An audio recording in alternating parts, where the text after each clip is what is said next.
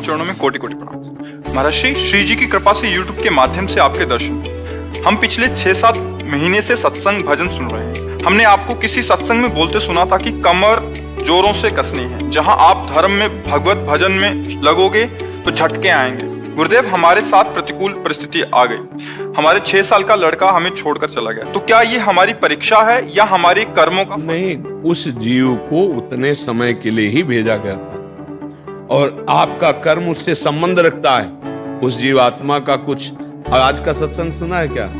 ऋणानुबंध, पूरे परिवार से उसका संबंध होता है। अब मुंह में लगे तो धैर्य आ जाएगा, भगवान के आश्रय से धैर्य आ जाएगा। और ये केवल आपके साथ ही नहीं है, चराचर जगत में ये चल रहा है। नहीं चल रहा है, किसी का जन्म हो रहा है तो कोई मरण हो रहा है, कोई आनंद से झूम रहा है तो कोई रो रो करके समय व्यतीत कर रहा है, कोई बहुत विलासिता में तो किसी को खाने को भी नहीं। ये जगत की लीला चल रही है। कर्म, मैं वही हूँ जो पिछले जन्म में तू बकरा था, तेरी गर्दन काटी थी, आज तू मेरी गर्दन काट रहा है। तो पीछे के कर्मों को अपने लोग जानते नहीं, तो लगता है भगवान ने ऐसा क्यों किया, मेरा हंसता खेलता परिवार उजाड़ दिया, बच्चा छीन लिया। नहीं, वो आया ही दुख देने के लिए है।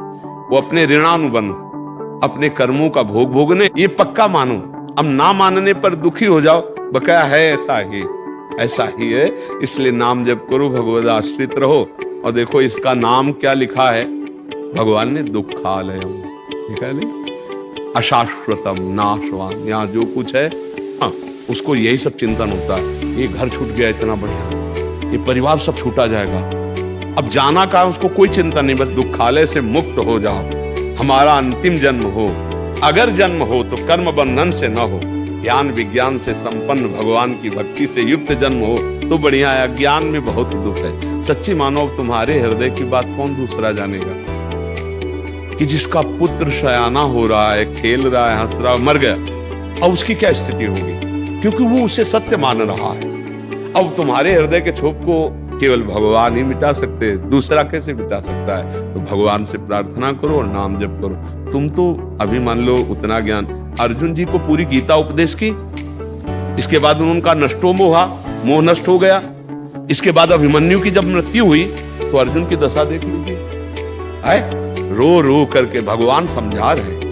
उस समय भी भगवान समझा रहे कि वो वीर गति को प्राप्त हुआ है, कोई ऐसे नहीं। शत्रुओं को ललकार कर युद्ध में रण क्षेत्र भूलने के कारण हमारे अंदर प्रश्नों की झड़ियां लगी हैं। एक प्रश्न नहीं है, वो सबका समाधान हो जाएगा यदि अपने आप को जान जाओ। तो जैसे ज्ञान मार्ग है, सांख्य योग, एक में चले तब उसका समाधान हो जाए। किस में चल रहे बच्चा? किस महापुरुष का आश्रय? किसका प्रश्न है तो किस महापुरुष का आश्रय लिए हो, किस मार्ग का अवलंबन कर रहे हो, तब तो पता चले ना। अब आर्मी डिपार्टमेंट की अगर बात जाने तो आपको डिपार्टमेंट में घुसना पड़ेगा उसमें, तभी तो आप जान पाओगे, बाहर से कितना जान पाओगे। तो ऐसे भगवान की दिव्य लीलाओं का, भगवान के ज्ञान का, भगवान की महिमा का, जीव के भगवत स्वरूप का अनुभव करने के लिए साधना है बच्चा। ये केवल बातों से थोड़ी हो जाता है। अगर बातों से होता तो बड़े बड़े ब्रह्म ऋषि, बड़े बड़े महात्मा ऐसा क्यों करते? केवल बातों से समाधान हो जाता। आप शास्त्र उठाओ, पढ़ लो, हो जाएगा। गोली चलाना, उसकी प्रक्रिया सर्च करो गूगल में, और भला आप निशाने पे मार के दिखाओ। जब तक किसी के नीचे आप काम नहीं करोगे तब तक परफेक्ट निशानेबाज नहीं बनोगे। ऐसे ही आप परफेक्ट भगवत तत्व के ज्ञातर क्या होगा, खा के देख लीजिए, आएगा ना आएगा। जब एक प्राकृतिक वस्तु के स्वाद का आप वर्णन करने में असमर्थ हैं, 2 शब्द के बाद तीसरा नहीं बोल सकते हैं, बहुत मीठा के बाद फिर आप नहीं बोल सकते हैं। ऐसे ही ये तो प्राकृतिक है, वो मन बुद्धि में आ जाता है जिसकी हम आराधना करते हैं, जिसका हम चिंतन करते हैं। महर्षि, ये जैसे आप कह रहे हैं कि अनुभव, जैसे आप महापुरुषों ने अनुभव किया इस चीज का, महर्षि क्या हमारी दृढ़ हो चुकी है? हम उसी मान्यताओं में के आंकलन में इन सब जो आप चर्चाएं करते हैं, देखो जो शब्द का उसे समझो। जब किसी महापुरुष के पास हम जाते हैं, कुछ जानने जाते हैं, तो हमारी पहले उस पर श्रद्धा होती है, उसके वचनों पर विश्वास होता है, उसकी आज्ञा का पालन करते हैं। तो हमारी जो भ्रमात्मक मान्यताएं हैं, जब हम किया जाता है, तब हम परमार्थ की उस अव्यक्त सत्ता को, चैतन्य घन जिसने अनंत ब्रह्मांड एक सेकंड में रच दिए, उसको जानने के लिए हम अपनी बुद्धि से तो हम अपने को नहीं जान सकते, परमात्मा की तो बात जाने दो।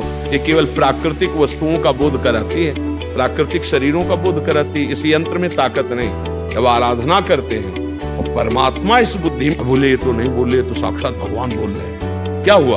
उनकी वाणी में भगवान, उनकी बुद्धि में भगवान, उनके मन में भगवान, तब बात समझ में आती है बच्चा। जी मेरा कोई क्वेश्चन नहीं था सर, कुछ भी नहीं बोलना चाहता था मैं यहाँ पे। श्री राधे, पता है मैं बहुत बड़ा पापी हूँ, मुझे नहीं पता मैं यहाँ पे किस तरह आया हूँ, पर जब मन करता है ना राधे बुलाती है मेरे को, यहाँ पे बुला लेती है यहाँ पे बिना किसी मतलब के। रात को मेरे पास क्वेश्चन लिखने का समय था,